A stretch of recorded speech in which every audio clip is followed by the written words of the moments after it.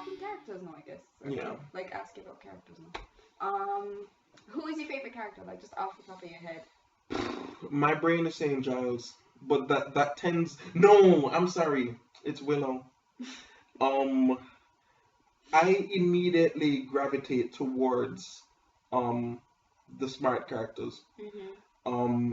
As long as they're not jerks, because I don't say House on House is the smartest doctor in the universe, but he's not my favorite character on that show. As he's the smartest doctor in the universe. Yeah. That's like what they're trying to make you believe with the show.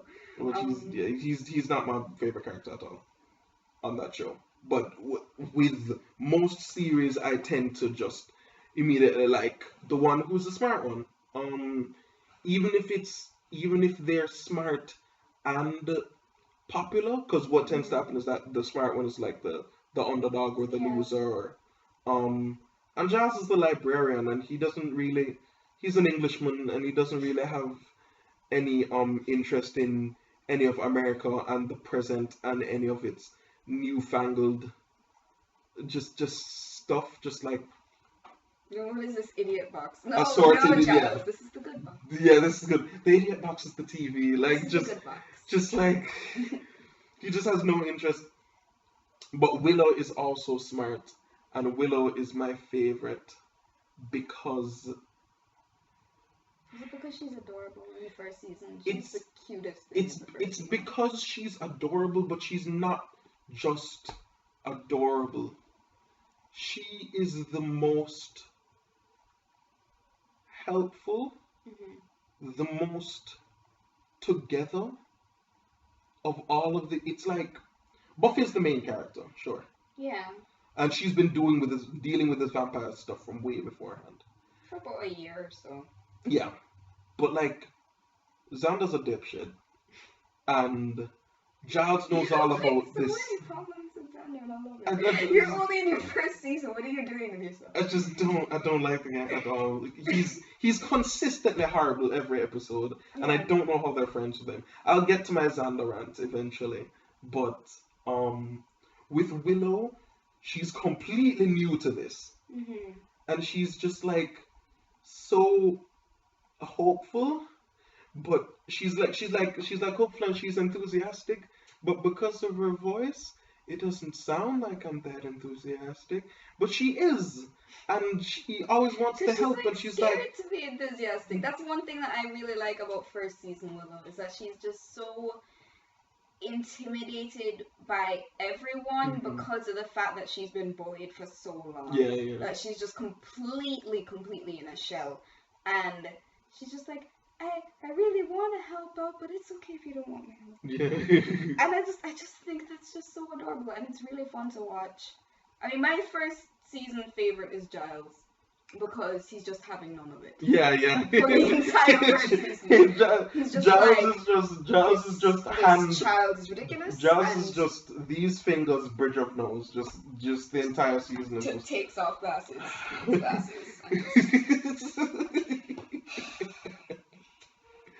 He has done a lot. Giles is easily my second. Yeah. He's my second favorite. Followed by Cordelia. You love her that much? She's so detestable. She's... First season, Courtney's like the devil. She's so mean. She's so deplorable. She's just... Why do you need to say that? And I never... There are other characters who I don't like, who are mean. I hate Pierce Hawthorne from Community. Oh, okay. Well, yeah, you're supposed to hate Pierce. No, fine. If you don't hate Pierce, I'm concerned. No, fine. But you're supposed to hate Cordelia too, kind of. Because she's just like... This is true. She's just like... Stupid monitor. She's just like... Fucking Cordelia. Get out of here. But like, with Pierce, I'm like, shut up. You are doing nothing to help anything in this scene right now. But with Pierce, and the difference between him and Cordelia is that with Pierce, they're still friends with him for some reason. And he's always there. Because they're all awful. Whereas Cordelia is popular and they're not. and they're not. And the unpopular kids are going to interact with the popular kids a lot more than you would think, because you're like, they're from two different worlds. But that's not how it works in school in real life, though. You mean the popular kids don't interact with the unpopular kids? No, I'm saying that whole trope of like the unpopular kids and the popular kids never talk to each other. Yeah. It's just not real life. Mm-hmm.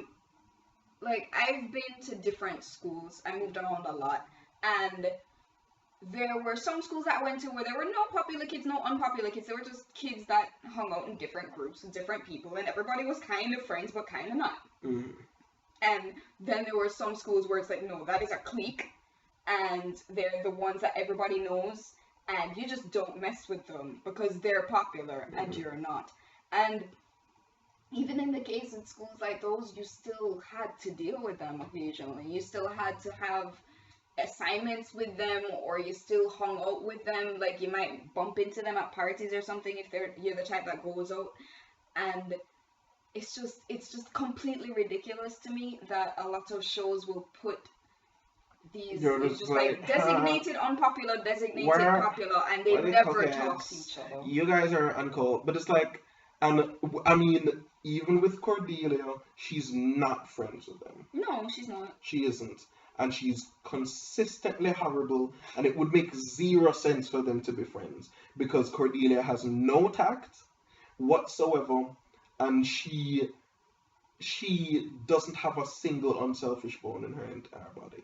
So she's just like she's a horrible person. But she's like consistently horrible, and there's something reassuring about that. And I never feel like she shouldn't be in this scene. I never feel like you're not contributing anything. Even if all she's there to do is to just say something horrible. Mm-hmm. There will be episodes in the first season because of the fact that Charisma Carpenter is one of the actors that's in the opening sequence. They have to basically write her into every single episode, and there will be times where she's there for one scene to do one thing, and then you like almost never see her again throughout the rest of the episode. Like you might bump into her once, but she's just there to just say a thing and be gone. Like that one episode, she's just there to go, you know, what is this with you wearing my dress? This is a this is what happens when you sign those timeshare deals.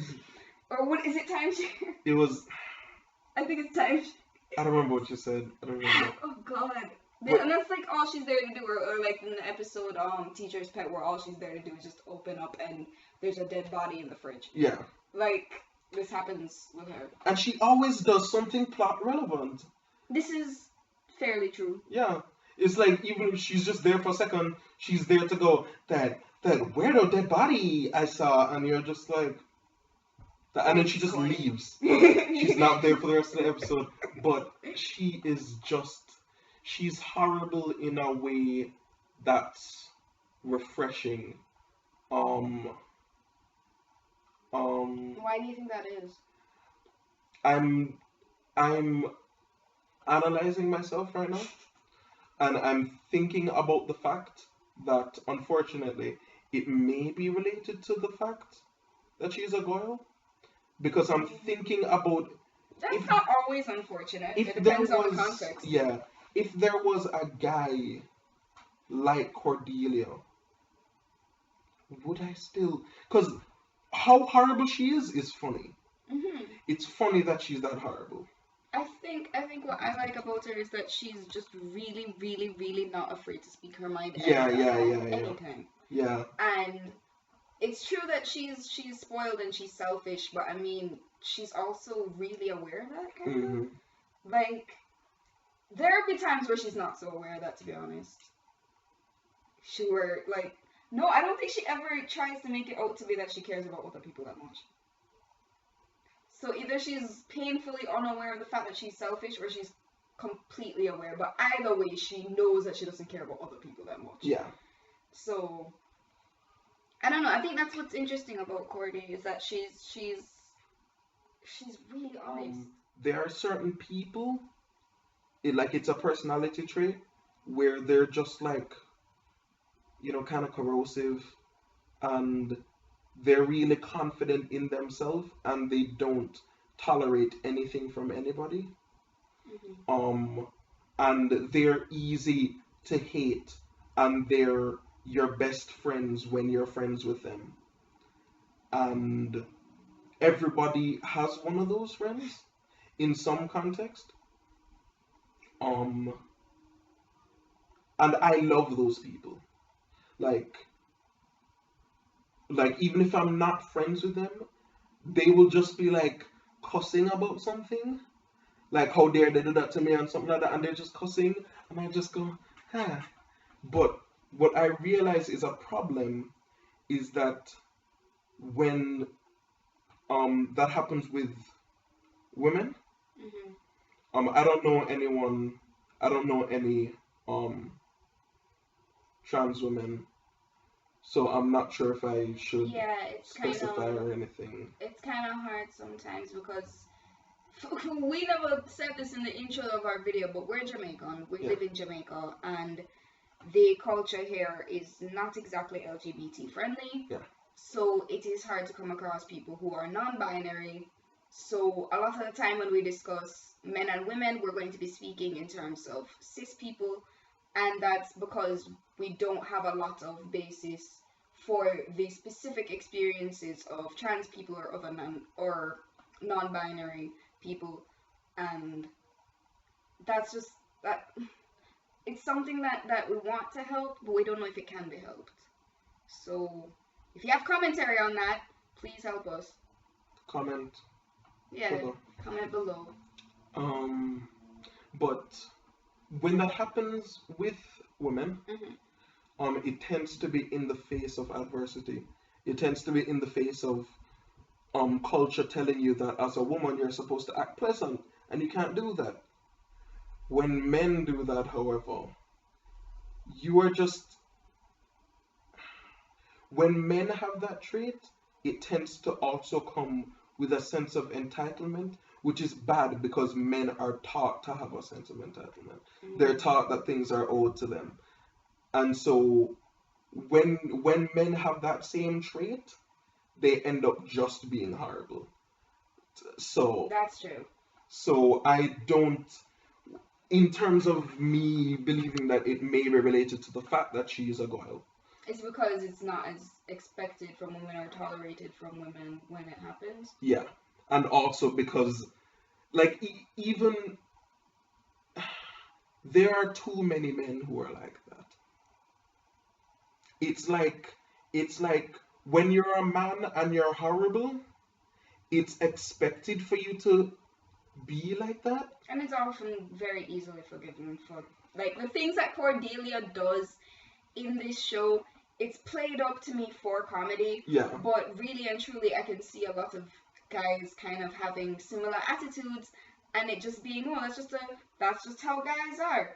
Guys are just gonna be talking about dating a girl and dumping them. Big deal. You know, whereas Cordy is just like, Cordy is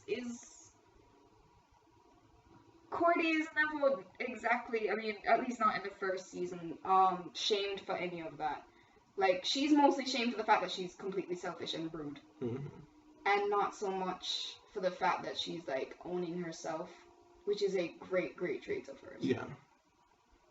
And that, by the way, is a great segue into talking about Xander. I think we should talk about Buffy last. Since she's the main character. We also have to talk about Angel, so that's true. We'll talk about him after Xander. Xander. God. I just okay. Let me get into my problem with Xander, and I'm gonna try to do this in the most spoiler-free way possible because of the fact that he's a first-time watcher and he's already had a lot of things spoiled for him, and I'm trying to do the best that I can to not spoil things anymore. But Xander, to me, has a lot of potential as the best friend character because of the fact that he's male. And I say that because this is a very woman-centric show. in that it has a lead character whose power can only be given to women, and her right hand man is a woman. It's Willow, and she also becomes really powerful, which you already know. So it's interesting to me to have a male there looking at the feminist perspective, looking at the woman's perspective, and reacting to it from a place of privilege. And I just hate season 1 Xander, because his reactions are always ew, gross, lady stuff, or I as a man think that this is more important as a man. It's enough that he's coming from a male perspective, because the male perspective is inherently privileged. But he also has to be a jerkwad. He also has to just like Xander consistently gets some of the best lines. He gets a lot of really witty funny. Lines. He's really funny. He's written well in terms of like the jokes that are in the dialogue, and also when he's awkward, it's funny and it's also cute. However, he's just like, why isn't but girl and me, but me, I'm a part of this equation, and also girl. Well, she's why pretty, not, and he was one of the first people to talk to her, so obviously he deserves to date her. Why not? Why? But girl, and he was interested in Cordelia, by the way. Before she was like definitely horrible, and then after that he's just like, okay, I'm just gonna shun her from now on, and he only talks to her bad. In the first episode or something, he's just kind of like, hey Cordelia, like him and his friend. Oh, that's true. Yeah, well, that was mostly Jesse though. Who? We're not gonna talk about Jesse because spoiler: Jesse dies in the first episode. Stupid as possible. Jesse is just Xander. Like, I can't even say 2.0. Jesse is like Xander 0.5. He's like beta Xander. So he's worse than Xander somehow. So what's even though great he's only about there that? for one episode, and it scares me to think what he would have turned out to be. What's great about that is that one step above Xander is a skeezy vampire, because he becomes a vampire. One step above Xander is a fucking... Because when he was a vampire, he wasn't acting it any differently than when he was... Except that he was, like, attractive now. Or not attractive. He was like, cool. He wasn't even cool, because remember when we're talking about what happened between him and Cordelia, and how he's being assertive? He was really just creeping her out. Yeah. And I mean, it's like... There's a post that I saw on Tumblr once, and I feel like I really, really agree with it, where the person was saying that Cordelia, in the scene where Jesse asks her to dance, is clearly not happy to do it.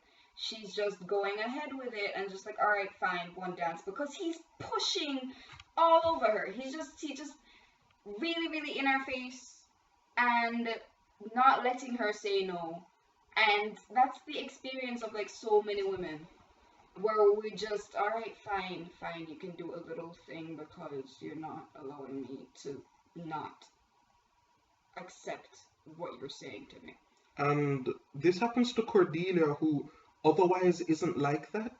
Like, yeah, Cordelia doesn't take shit from She doesn't take shit from anybody, and then all of it, like, she's just like, okay, fine then.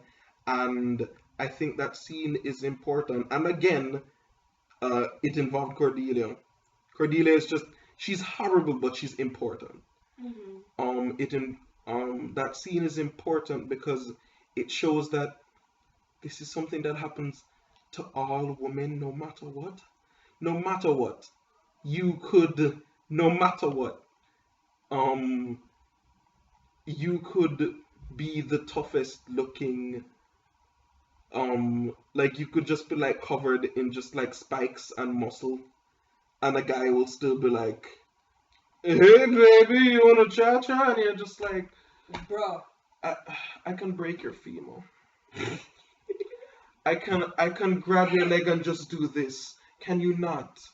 What you turning me down? That's basically Buffy in a You nutshell. turning You realize that, like, basically. except that she's small, so people are probably not going to be intimidated by her on first sight. But she's very scary. And segue to Buffy. Are we Actually, done talking about? no, Oh wait, we no. can't We finish need talking about Xander. Xander We didn't yet. even touch the pack. Alright, the thing with Xander for me is just like, first 2 episodes are bad enough because he's kind of obviously really, really attracted to Buffy, and I feel like you could have ended it with Witch, but they decided to drag it on for the whole first season, where he's really, really interested in Buffy, and then they don't, it like all culminates into Prophecy Girl, where he asks her out to the spring fling or whatever, and she's like, She's like, no, I just we're want to be just friends. Yeah. And But she's being really nice about it. she did not have to be that nice. And he's just like, okay, Fine. I guess I'm what just you gonna not gonna be fucking do your about it? It's just like, boyfriend. I guess we shouldn't be friends then. He was just awful. Throws ball at the What wall. shocks him so much about the fact that he was denied. Listen, Is it the fact that they're friends and she's given him no clue that she's interested, or is it the fact that like he was turned on by a female? Because and this is my award-winning sarcasm here. You have this problem where you think that like girls are entitled to like make decisions after a man has made a decision, which is just weird. If he goes, hey Buffy, you me date, then they date afterwards. And if that doesn't happen, that's weird. Why? Why wouldn't you do it? What's your reasoning? Because you're just friends? What does that even mean? What's a friend? Even if I were gonna think that Xander and Buffy together would work as a couple, I wouldn't like it for season 1, especially because Xander gives Buffy no chance to have feelings of her own throughout the whole first season. I can't even say throughout that episode. It's like the whole first season. What do you mean you saw Angel naked? Like, excuse me, I said I saw a tattoo on his back. That doesn't mean that he was naked. No, Xander's a psychopath because he's so okay. Yeah, not that. Oh, I thought you were telling me not to use that word. Ableist. Sorry. Xander has sociopathic tendencies. Xander has this thing where Buffy will be talking about life-threatening danger, and once it involves a hot guy or Angel specifically, he'll just be like, oh, well, I mean, okay, fine. And he's just like immediately threatened, and he's really, really insecure. Xander is the poster child for straight cis white male, basically, because he's just not horrible enough to be slightly okay, and just horrible enough to be like, why? Which is the average. He's the average in horribleness, basically. And I mean, of course, speaking of entitlement and of being turned down and all of this, I guess this is a good time to talk about the pack, which even though it's my favorite episode, it has my least favorite scene of the season. In fact, no. It's not just my least favorite scene. It's everything that progressed from that related to it. Because it's one of those things, sometimes Buffy season 1 brings up something and then doesn't address it properly. And on that note, before we even get into it, trigger warning for everybody, because there's rape mentions and attempted rape mentions probably from this point on, because something really not okay happens in the pack. Yeah. So that's what we're going to be discussing.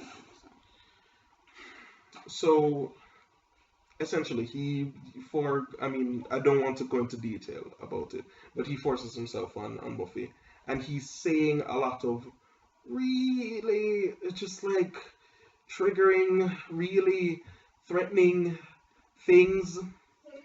I as a I as a man I as a man I as a man As a male. as a man I as a man where that will probably never happen to me. Yeah. I felt really uncomfortable about that. Let alone women who have to deal with stuff like that all the time, just like consistently. Every time that scene goes on, my skin crawls the whole time.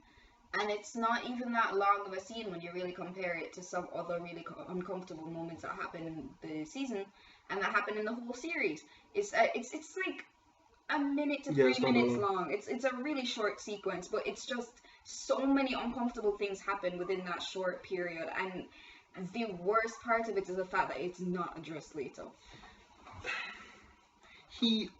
And by the way, this has that solidified for me my distaste for Xander, because the way that it's written is that it's written that, oh, what's happening is because he's possessed with the hyena demon, he's acting like a beast and acting out his animal nature. However, Joss Whedon is smarter than that. So when he wrote it so that it's ambiguous. He wrote it so that the things that Xander is saying are about things that happened before he was possessed by a hyena demon, are about feelings that he really has, are about frustrations that he has about why Buffy isn't into him, and also probably related to his virginity as well, which he seems to be wholly threatened by. And like his sense of entitlement has been amplified, and he got really blurred lines where he's all, I know you want it and whatever. And it just, the problem is that because it was written ambiguously, that scene could still have happened without him being possessed by a hyena demon. And this is how he really feels. That's what makes it really uncomfortable about the fact that they don't address it later, because, spoiler alert, if you haven't guessed that there's going to be spoilers already, the end of the episode, he gets saved and he gets saved, he's back to normal, and he's pretending that he doesn't remember anything. And they're just like, did anything else happen? Anything embarrassing? And Buffy doesn't fucking tell him that, oh, by the way, you forced yourself on me. You might have been trying to rape me. And Giles approaches him with it and says, I didn't see anything about memory loss here. And at no point does Xander go, you know what? You're calling me out on this, so let me own up to it and let me fix what I've done. It never happens. It's like I'm mostly, I don't know if it even matters anymore. Yeah, probably not. It's like, besides the fact that they don't sorry, them not addressing it is exactly the problem. Because even if they don't have a conversation about it, is Xander remorseful of what he did? I would hope so. But he's never. The most you see is that while he's walking off, he like rubs his head, kind of like, because he remembers that he did something bad. But, because he also ate a pig. So I don't know if eating the pig and doing that were like on par in his mind. I don't know what the head rub, what thought is going through his head as he's rubbing his head contemplatively. I don't know. But they never characterize him as being remorseful for what he did. And they never bring it up again. Ever in the series. Let me tell you from now, if you're somebody who is jumping into season 1 or just finished season 1 or something, they're not gonna bring that back up. Not that specific scene. Events of season 1 obviously are brought back up in later seasons, But that specific part of season 1 is never brought back up, and when we discuss a later season, I'm gonna go right back to this and talk about why they should have discussed it.